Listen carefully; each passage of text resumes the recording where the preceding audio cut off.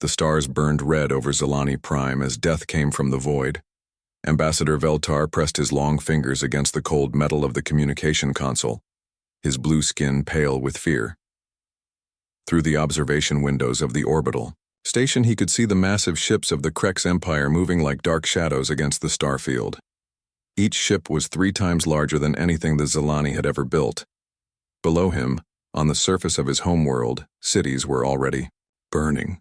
The orange glow of fires spread across continents like a disease. Veltar had watched in horror as the first Krex bombardment struck the capital city of Nethys. In seconds, buildings that had stood for 1,000 years turned to dust. Parks where children played became craters of molten glass. "Ambassador, we must evacuate now," said his aide, a young female named Silana. Her voice shook with panic. "The Krex ships are targeting all orbital platforms. We have minutes before they reach us." Veltar shook his head slowly. His people had lived in peace for 3,000 years. They had never known war, never needed weapons, never imagined that anyone would want to destroy them. The Zilani were artists, scientists, and philosophers. They built beautiful cities and studied the mysteries of the universe. They had thought that intelligence and culture would protect them from harm. They had been wrong. "No," Veltar said quietly. "I will not run, not yet." He turned back to the communication array, the most powerful transmitter in Zilani space. His hands moved across the controls with practiced skill. If he was going to die here, he would make sure his death had meaning. "What are you doing?" Silana asked. "I am sending a message to the stars," Veltar replied. "A plea for help." The communication system came online with a soft hum. Veltar began to speak, his words going out across space at faster than light speed. The message would reach every civilized world within 500 light years. "To all who can hear this transmission, I am Ambassador Veltar of the Zilani people. We are under attack by the Krex Empire. They are committing genocide against our species. Our cities burn, our children die. We have no weapons to fight back. We have no soldiers to defend ourselves. We are a peaceful people who have never harmed anyone." His voice broke as another explosion lit up the planet below. An entire city had just vanished in nuclear fire. "Please, if there is anyone out there who has the power to help us, we beg you to come. We offer everything we have. Our knowledge, our art, our technology. All we ask is that you save what remains of our people before it is too late." Veltar ended the transmission and set the system to repeat the message every 10 minutes. Then, he sat back in his chair and waited. The first response came within an hour. It was from the Altarian Republic, one of the most advanced civilizations in the galaxy. "Zilani vessel, this is Altarian Command. We have received your distress call. Unfortunately, our laws prevent us from interfering in conflicts between other species. This is a matter of principle that has kept peace in our region for centuries. We wish you well." Veltar stared at the message in disbelief. The Altarians had ships that could travel between stars in days. They had weapons that could destroy planets, but they would not help because of their principles. More responses came in over the next few hours. The crystalline Vorthak said they could not interrupt their meditation cycles for warfare. The gas-dwelling Nephilim claimed the conflict offered no profitable outcomes. The ancient keepers of Rigel simply ignored the message completely.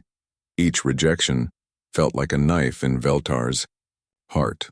Across the galaxy, dozens of species lived in comfort and safety. They had the power to stop the slaughter, but they chose not to act. Meanwhile, the Krex continued their work. They moved from city to city like a plague, destroying everything in their path. Veltar received reports from the surface that grew worse by the hour. Refugee camps bombed, hospitals targeted, even the great libraries of Zilani Prime, repositories of 3 millennia of knowledge, burned in the night. On the 3rd day, as Veltar prepared to send one final message before the Krex reached his station, something unexpected happened. A new signal appeared on his screens, weak and distant but growing stronger. "Zilani Station, this is Captain Jake Morrison of the United Earthship Defiance. We have received your distress call. We are en route to your position. Estimated arrival time is 6 hours. Please respond if you are still alive. Veltar had never heard of Earth or humans before. He quickly accessed the Zilani databases but found only scattered references. Earth was apparently a small world on the outer rim of the galaxy. Its people were young and primitive by galactic standards. They had only developed faster than light travel in the last century. But they were coming. Veltar keyed the transmitter, with shaking hands. Captain Morrison, this is Ambassador Veltar of the Zilani people. I cannot express our gratitude that someone has finally answered our call. But I must warn you, the Krex Empire has over 300 warships in this system. Your single vessel will not be able to help us. The response came back quickly. Ambassador, we appreciate the warning, but humans have a saying. We never leave anyone behind. The Defiance is not much to look at, but we have something the Krex don't expect. What is that? We come from a death world, Ambassador, and Deathworlders fight dirty. Veltar did not understand what the human meant by a death world, but something in the captain's voice gave him hope for the first time in days. 6 hours later, a human ship dropped out of faster-than-light travel at the edge of the Zilani system. It was smaller than even the lightest Krex vessels, with armor that looked patched and weapons that seemed ancient by galactic standards. To any outside observer, it appeared to be a hopeless gesture. But aboard the Defiance, Captain Morrison was studying tactical displays with his crew. Lieutenant Amy Rodriguez worked at the communication station, intercepting Krex transmissions and learning their language. Dr. Lisa Parker prepared medical facilities for wounded. Commander Ryan Blake ran diagnostics on every system, making sure the ship was ready for battle. Captain, said Lieutenant Rodriguez, I'm picking up a transmission from the Krex flagship. They're demanding we identify ourselves and state our business. Morrison smiled grimly. Put me through to their commander. The main screen flickered to life, showing the face of a Krex admiral. The alien looked like a cross between a reptile and an insect with multiple eyes and mandibles that clicked when it spoke. I am Admiral Thexmore of the Krex Imperial Fleet, the creature said in accented but understandable English. You will identify yourself immediately or be destroyed. I'm Captain Jake Morrison of the United Earthship Defiance, Morrison replied calmly. I'm here to offer you one chance to withdraw from this system and end your attack on the Zilani people. Admiral Thexmore made a sound that might have been laughter. You dare threaten the might of the Krex Empire with your pathetic vessel? We have studied your species, human. You are primitives from a backwater death world. Your technology is centuries behind ours. You have no hope of victory. Morrison's expression did not change. Maybe not, Admiral, but we have something you don't. And what is that, foolish human? We have nothing left to lose. And humans with nothing to lose are the most dangerous creatures in the galaxy. The transmission ended as Admiral Thexmore cut the connection. On the bridge of the Defiance, Morrison turned to his crew. All hands, battle stations. Let's show these bastards what happens when you pick on people who can't fight back. The UES Defiance moved through the darkness of space toward the burning world of Zilani Prime. Captain Jake Morrison stood on the bridge, watching the tactical display show dozens of red dots representing Krex warships. Each enemy vessel was massive compared to his own ship, bristling with weapons that could turn the Defiance into scrap metal in seconds. Captain, we're receiving another transmission from the Krex flagship, Lieutenant Amy Rodriguez reported from her station. Admiral Thexmore wants to speak with you again. Morrison nodded. Put him through. The alien's face appeared on the main screen, his multiple eyes gleaming with what looked like amusement. Human Captain, I have reconsidered your foolish challenge. I am prepared to offer you mercy. What kind of mercy? Morrison asked. Turn your ship around and leave this system immediately. Do not interfere with Krex business. In exchange, I will allow your pathetic species to continue existing in whatever corner of space you crawled out of. Morrison was quiet for a moment. Around the bridge, his crew waited for his response. These were men and women who had signed up to explore the galaxy and make contact with new civilizations. None of them had expected to walk into a genocide. That's a generous offer, Admiral, Morrison finally said, but I'm afraid I have to decline. Admiral Thexmore's mandibles clicked rapidly, a sign of irritation. You cannot be serious. My fleet has over 300 ships. You have one small vessel with primitive weapons. This is not bravery, human. This is stupidity. Maybe, Morrison replied. But we humans have a problem with bullies. We just can't seem to walk away when we see someone getting picked on. The Krex admiral leaned forward in his command chair. You do not understand what you are facing. The Krex Empire has conquered 47 star systems. We have destroyed dozens of species who thought they could resist us. Your death world may have made you aggressive, but aggression without power is meaningless. Morrison smiled coldly. We'll see about that. The transmission ended and Morrison turned to his tactical officer. Lieutenant Commander Tom Brady, what's our situation? Brady studied his displays.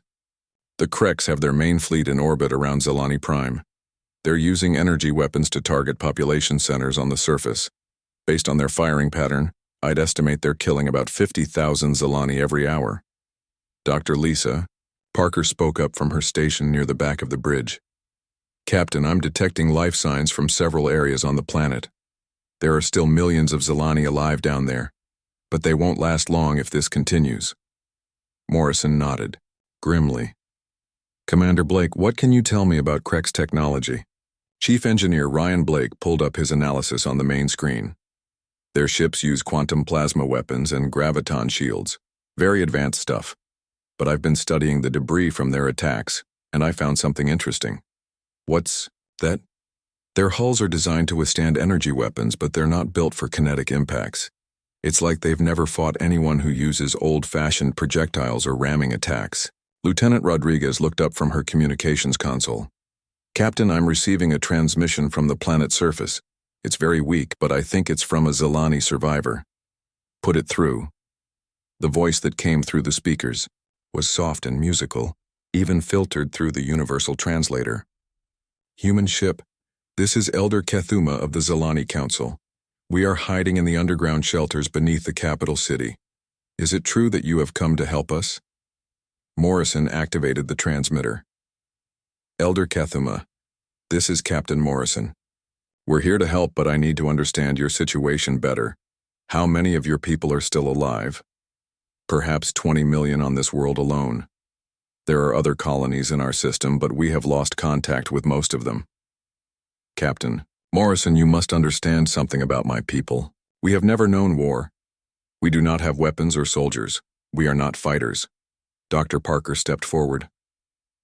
Elder, this is Dr. Lisa Parker, the ship's medical officer. Can you tell me about Zilani biology? If we're going to help, we need to understand how your people work. We are what you might call a hive species, but not like insects. We share emotions and thoughts through touch. When one of us dies, all nearby Zilani feel the pain. When the Krex began their attack, the psychic shock of so many deaths at once caused many of our people to fall unconscious. Morrison exchanged glances with his crew. The Zilani were not just physically helpless, their own biology worked against them in a war situation. Elder Kethuma, Morrison said, we're going to do everything we can to stop this, but I need you to gather as many survivors as possible in the deepest shelters you can find. This is going to get worse before it gets better. Meanwhile, Dr. Kevin Chen, the ship's xenobiologist, was analyzing data from the Krex transmissions that Lieutenant Rodriguez had intercepted. He worked quickly at his science station, running the alien language through translation programs and biological analysis software. Captain, I think I've figured out something important about the Krex, Dr. Chen announced. Based on their communication patterns and ship formations, they appear to be a hive mind species. But unlike the Zilani, the Krex hive mind is based on strict hierarchy and command structure. What does that mean for us? Morrison asked. If we can disrupt their command network, it might cause confusion throughout their entire fleet. They're not used to thinking independently. Morrison studied the tactical display. The Krex ships were arranged in perfect formation around the planet, each vessel maintaining exact distance from its neighbors. It was efficient but predictable. Brady, can you identify which ship is their command vessel? Already on it, Captain. The flagship is that big one right in the center of their formation. It's about 5 times the size of their regular warships. Morrison made his decision. All right, people. Here's what we're going to do. We're going to use our size and speed to our advantage.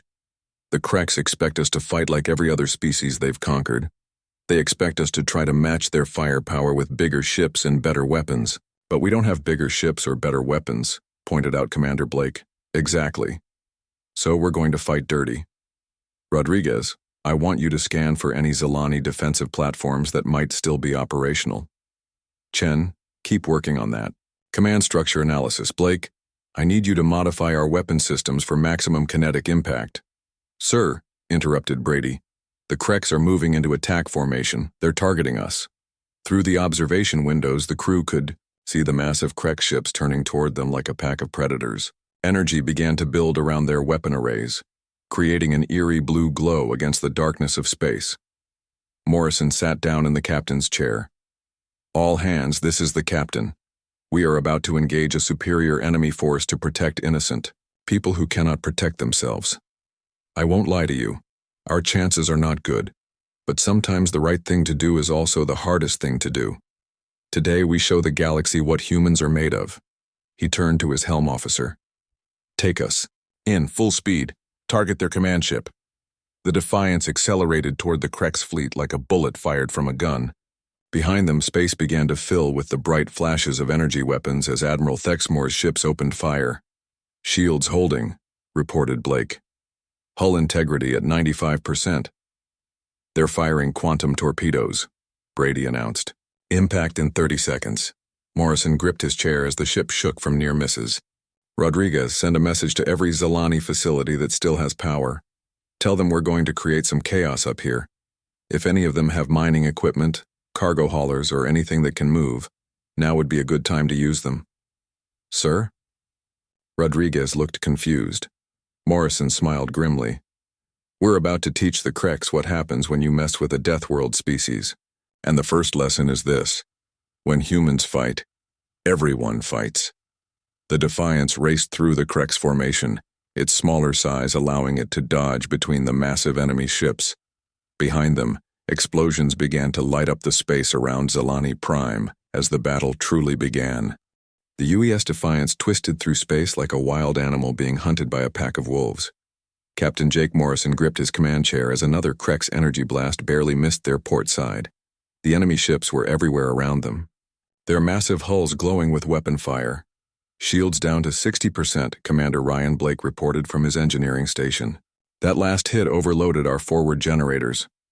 Morrison watched the tactical display as his ship weaved between the Kreks vessels. The enemy formation was breaking apart as they tried to target the smaller human ship. It was exactly what he had hoped for. Brady, do you have a firing solution on that command ship? Lieutenant Commander Tom Brady worked frantically at his tactical console. Not yet, Captain. They're keeping it protected behind a wall of smaller vessels, but I'm seeing something interesting. When we damaged that cruiser on our last pass, 3 other ships immediately moved to protect it. Hive mind behavior, Dr. Kevin Chen called out from his science station. They can't help themselves. When one ship is threatened, others automatically respond. Morrison smiled grimly. Then let's use that against them. Brady, target the smallest ship in their formation. Make them think we're going for an easy kill. The Defiance banked hard to the left, diving toward a Kreks destroyer that was half the size of their other ships. Immediately, 5 larger vessels moved to intercept, just as Morrison had predicted. Now, Morrison ordered. The human ship suddenly reversed course, spinning in a maneuver that no sane pilot would attempt. The Kreks ships, massive and slow to turn, could not match the sudden change in direction. The Defiance shot through the gap they had created, heading straight for the command ship. Firing kinetic rounds, Brady announced. The Defiance's weapons were not energy-based like the Kreks used. Instead, they fired solid metal slugs at incredible speed. The projectiles slammed into the command ship's hull with the force of small meteors. The Kreks shields designed to deflect energy weapons barely slowed them down. Admiral Thexmore's flagship shuddered under the impact. Emergency lights flickered across its bridge as hull breaches vented atmosphere into space. Damage. Report. Admiral Thexmore demanded in his own language, which Lieutenant Amy Rodriguez was now translating in real time. Hull breaches on decks 7 through 12, came the reply from a Krex officer. Shields failing. How are they doing this? Their weapons should not be able to penetrate our defenses. Morrison heard the translation and grinned. Rodriguez, open a channel to the surface. I want to talk to any Zilani who are listening. Channel open, Captain. This is Captain Morrison to all Zilani survivors. I need you to listen carefully. Do you have any mining equipment still operational? Cargo haulers? Construction vehicles? Anything that can move and carry a load? Elder Cthuma's voice came back weak but determined. Yes, Captain. We have several mining platforms in the asteroid belt, and there are cargo ships in the outer system that survived the initial attack. Good. I want you to load those ships with the heaviest materials you can find. Rocks, metal ore, anything dense. Then I want you to aim them at the Krex ships and put them on full acceleration. There was silence from the planet's surface for a moment. Then Cthuma spoke again, his voice filled with wonder. You want us to ram our ships into theirs? That's exactly what I want. The Krex aren't expecting civilians to fight back. They've gotten used to easy victories against peaceful species. Time to show them that peace doesn't mean helpless. Down. On Zilani Prime, survivors began emerging from their hiding places. These were not soldiers or warriors. They were teachers, artists, scientists, and engineers. But they had listened to the human captain's words, and something had awakened in them. Mordak was a young Zilani researcher who had spent his life studying crystal formations in the asteroid belt. He had never hurt anyone in his entire life. But as he climbed aboard his mining ship, he thought about his students who had died in the first attack.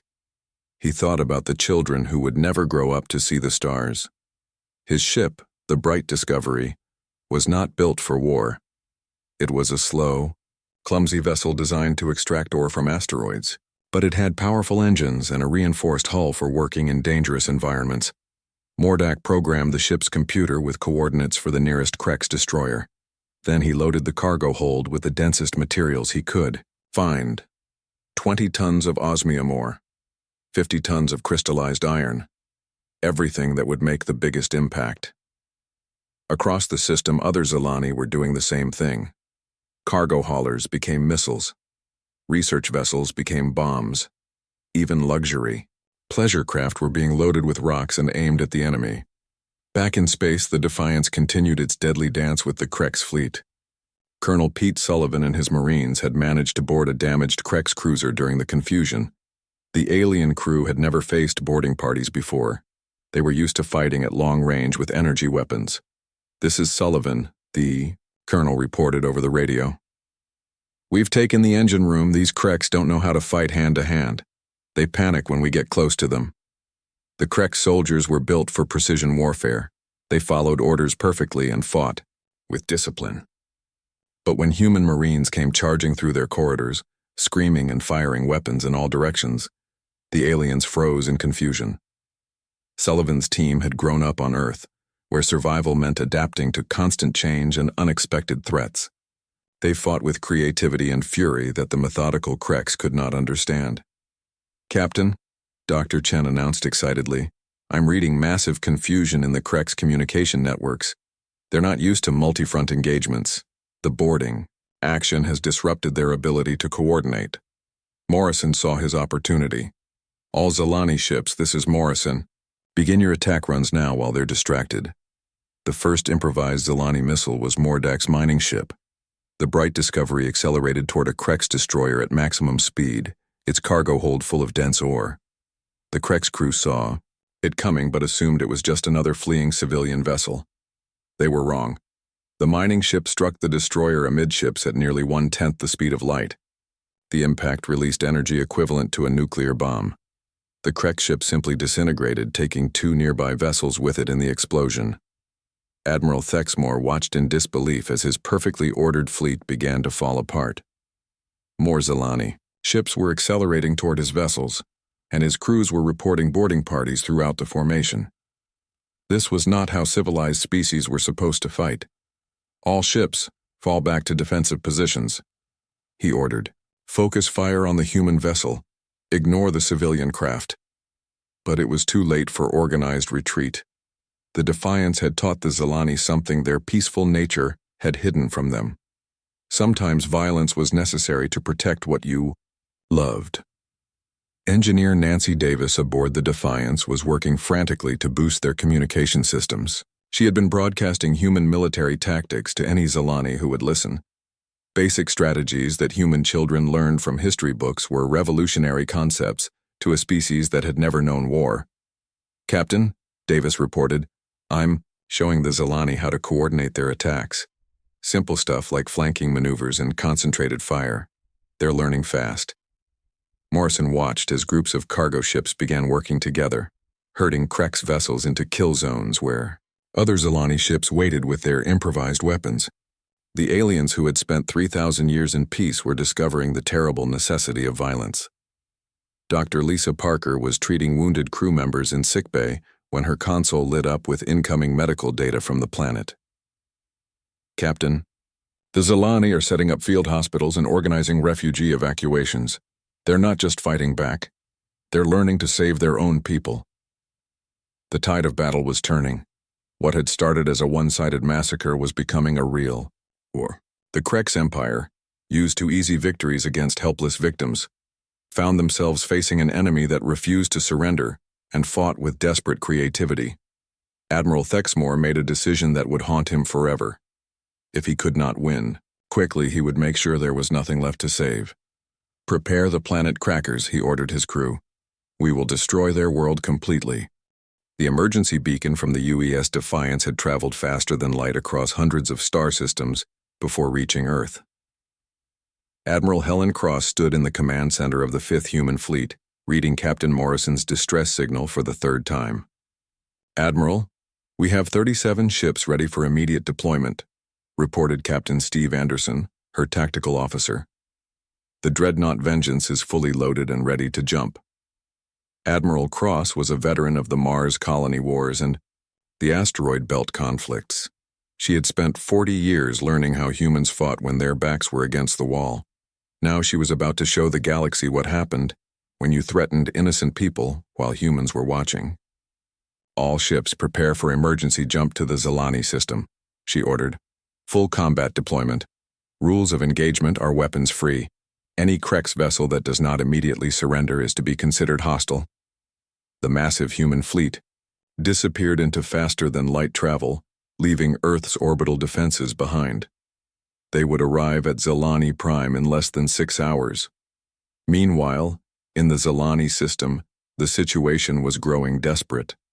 Admiral Thexmore's planet cracker weapons were charging, preparing to split Zilani Prime apart like an egg. The massive energy collectors on his flagship glowed with deadly power. Captain Morrison watched the enemy preparations on his tactical display. "How long before those weapons are ready to fire?" 20 minutes, maybe less, Lieutenant Commander," Brady replied grimly. "Captain, our weapons can't penetrate the shielding around those energy collectors. We'd need something with a lot more punch." Dr. Kevin Chen looked up from his science station with sudden excitement. "Captain, I might have an idea. What if we don't try to destroy the weapon? What if we make it destroy itself?" "Explain." "Those energy collectors are drawing power from the ship's main reactor. If we could overload their power grid, the feedback might cause a chain reaction." Morrison turned to his chief engineer. "Blake, is that possible?" Commander Ryan Blake studied the readings from the enemy flagship. "Maybe, but we'd have to get inside their shields and plant charges directly on their power conduits. That means aborting mission." "I'll take a team," Colonel Pete Sullivan volunteered immediately. "My Marines are already geared up from the last boarding action." Morrison shook his head. "No, Pete, this is a one-way mission. Whoever goes over there isn't coming back." The bridge fell silent. Everyone understood what the captain was saying. Someone would have to sacrifice themselves to stop the planet crackers. "Then I'll do it myself," Morrison said quietly. "Captain, no," Dr. Lisa Parker protested. "The ship needs you. The ship needs someone to command it, but the Zilani needs someone to save them." Morrison looked around at his crew. These men and women who had followed him across the galaxy to help strangers. Amy, I'm transferring command to Commander Blake. Get the Defiance to minimum safe distance and wait for the Fifth Fleet. Lieutenant Rodriguez's eyes filled with tears. Sir, there has to be another way. Morrison smiled sadly. Sometimes there isn't, Amy. Sometimes you just have to do the right thing and hope it's enough. Before anyone could argue further, the ship's proximity alarms began screaming. New contacts were appearing on the edge of the system, massive signatures that dwarfed even the Krex fleet. Captain, we're receiving a transmission, Rodriguez announced, her voice filled with amazement. It's from the UES Vengeance. Admiral Cross and the Fifth Fleet have arrived. The main screen lit up with the face of Admiral Helen Cross, her gray hair and stern expression marking her as a career military officer. Behind her, the bridge of the Vengeance bustled with activity as hundreds of crew members prepared for battle. Captain Morrison, this is Admiral Cross. Congratulations on keeping the bastards busy until we could get here. Now stand aside and let us show these Krex what a real Deathworld fleet looks like. The human reinforcements were unlike anything the galaxy had ever seen. 37 warships, each one built for the brutal realities of warfare in Earth's solar system. These were vessels designed to fight pirates in the asteroid belt, rebels on Mars, and raiders in the outer colonies. They were tough, fast, and absolutely ruthless. Captain Linda Thompson commanded the Marine assault ship Retribution. Her job was simple: board enemy vessels and take them apart from the inside. She had done it dozens of times in human conflicts, but this would be her first alien engagement. All Marine units, this is Thompson. We're going in hard and fast. These Krex have been picking on civilians for too long. Time to show them what happens when they mess with someone who can fight back. The assault ships launched from the fleet, like arrows fired from a bow. Each one carried 200 Marines armed with kinetic weapons and explosive charges. They moved in formations that human tacticians called wolf packs, designed to overwhelm enemy defenses through sheer aggression. Commander Steve Anderson led the fighter squadrons in attacks that the Krex could not comprehend. Human fighters did not follow neat formations or predictable attack patterns. They swarmed like angry insects, striking from all directions at once. Fox Squadron, hit their sensor arrays, Anderson ordered. Bear Squadron, take out their communications. Eagle Squadron, you're with me. We're going for their engines. The Krex fleet, which had seemed so overwhelming just hours before, began to buckle under the human assault. These were warriors who had grown up fighting each other in the most dangerous environment in the solar system. Compared to asteroid pirates and Mars rebels, the methodical Krex were almost easy targets. Admiral Thexmore watched his perfectly, ordered fleet dissolve into chaos. Human ships appeared and disappeared like ghosts, striking without warning and vanishing before his weapons could lock on. Marine assault teams were boarding his vessels faster than his crews could respond. How many human ships are there? He demanded. Sensors show 37 vessels, his tactical officer replied. But they are fighting like they have 10 times that number. The truth was that human military doctrine had been shaped by centuries of conflict in Earth's solar system. Every human ship was expected to fight independently, to adapt to changing situations, and to never surrender even when outnumbered. It was a philosophy born from Earth's harsh environment and humanity's long history of warfare. Dr. Parker aboard the Defiance was coordinating with the medical ships in the human fleet. Admiral Cross, we have thousands of wounded Zilani on the planet's surface. They need immediate medical attention. Already on it, Doctor, Cross replied. The hospital ship Mercy is moving into orbit now. We'll have medical teams on the ground within the hour.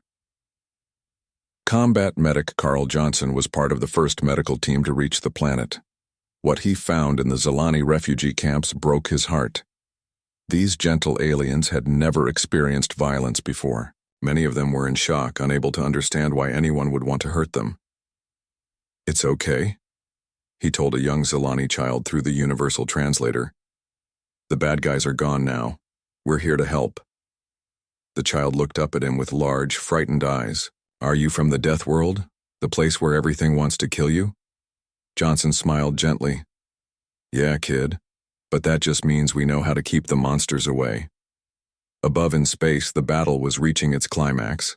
Admiral Thexmore made one final desperate decision. If he could not have victory, he would at least deny it to his enemies.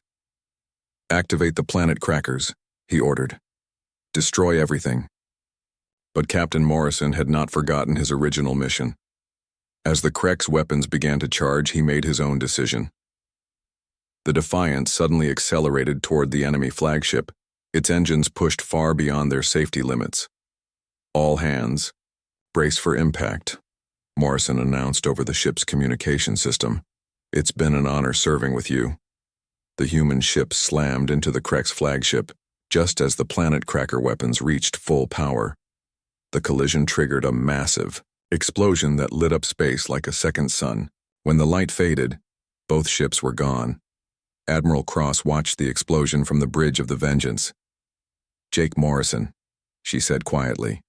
"You magnificent bastard." The remaining Krek ships, leaderless and confused, began to surrender one by one. The massacre was over. The Zilani were safe. 3 months after the battle for Zilani Prime, Ambassador Janet Miller stood in the newly built human embassy on the planet's surface. Through the large windows, she could see Zilani workers rebuilding their capital city.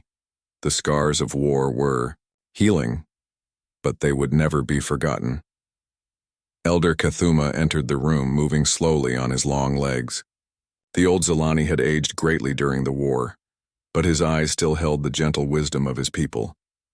"Ambassador Miller, the Zilani Council has reached a decision about your proposal," he said in his soft voice.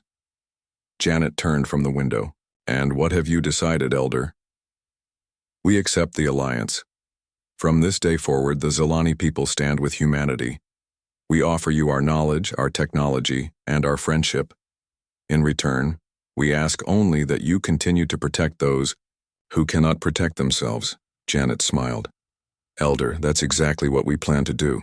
The formal signing ceremony took place in the rebuilt Capitol Square, where thousands of Zilani had gathered.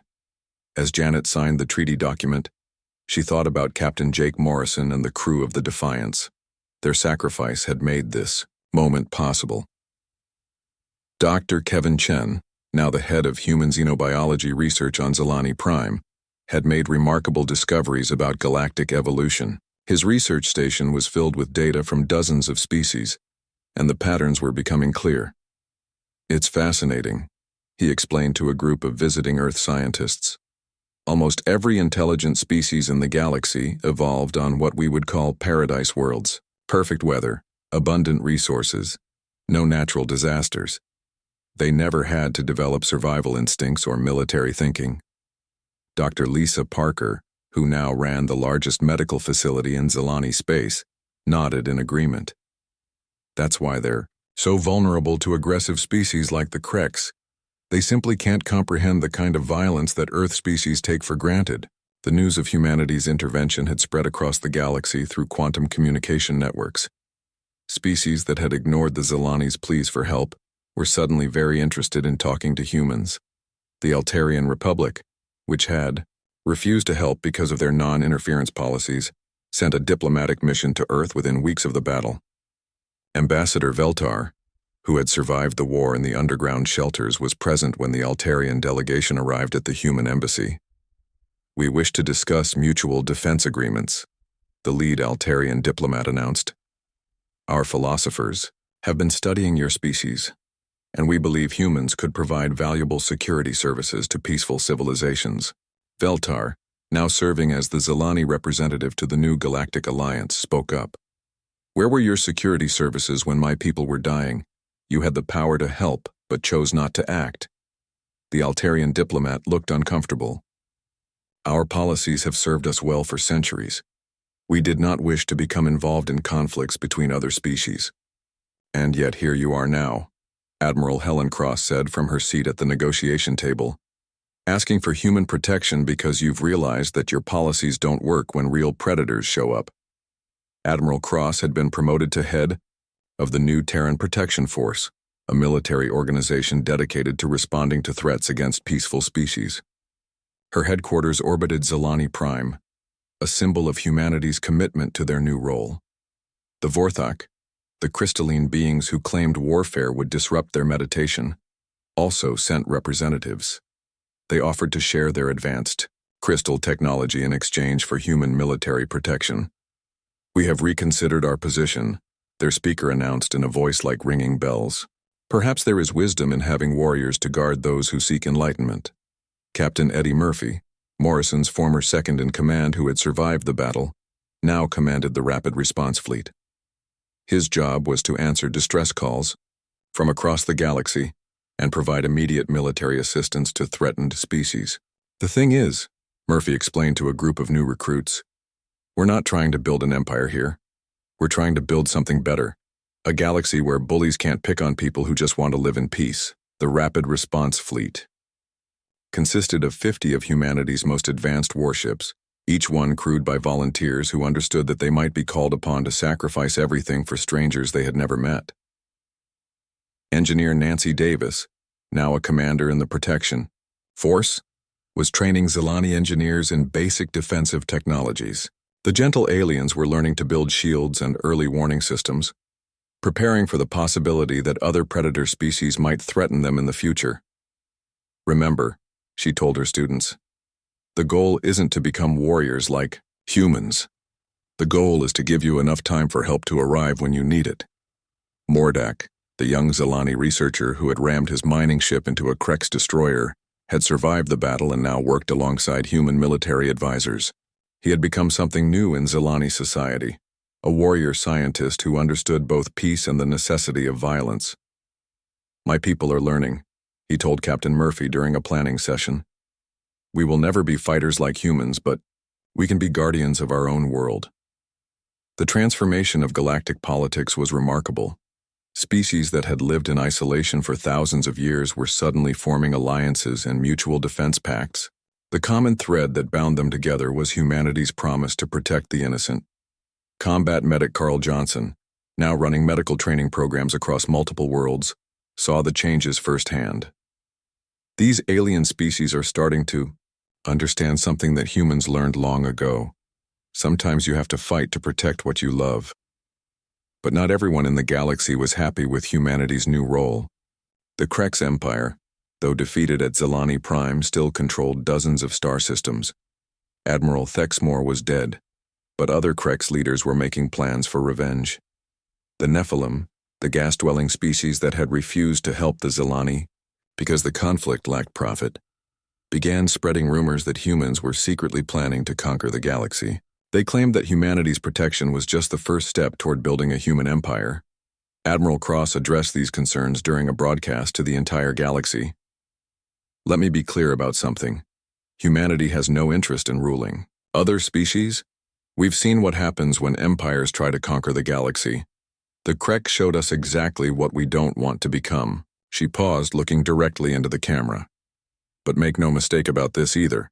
If you threaten innocent people while humans are around, you will face the consequences. We come from a death world where everything tries to kill you from the moment you're born. We know how to fight and we know how to win." The message was received loud and clear across the galaxy. Peaceful species felt safer knowing that humanity would protect them. Aggressive species began to think twice before attacking their neighbors. Dr. Chen's research had revealed something important about galactic civilization. For thousands of years, the galaxy had been divided between predators and prey. Species either conquered others or lived in fear of being conquered. Humanity offered a third option: protectors who fought not for conquest but for justice. The Terran Protection Accord was signed by 47 different species within the first year. Each member species contributed what they could to the alliance. The Zilani provided advanced science and technology. The Altarians offered their vast knowledge of galactic history. The Vorthak shared their crystal-based computing systems. But it was humanity that provided the backbone of the alliance, the willingness to fight and die for people they had never met. Captain Murphy stood on the bridge of his flagship, the UES Guardian, watching a new distress call appear on his screens. It was from the Andorian system, where a peaceful species of aquatic beings was under attack by slavers. "All ships, prepare for emergency jump," Murphy ordered. "Looks like someone else needs our help. As the human fleet disappeared into faster-than-light travel, heading toward another desperate battle, the galaxy watched and learned. They had begged the stars for help, and the Deathworlders had answered. Now, no innocent species would face extinction alone while humanity drew breath. The age of predators was ending. The age of protectors had begun.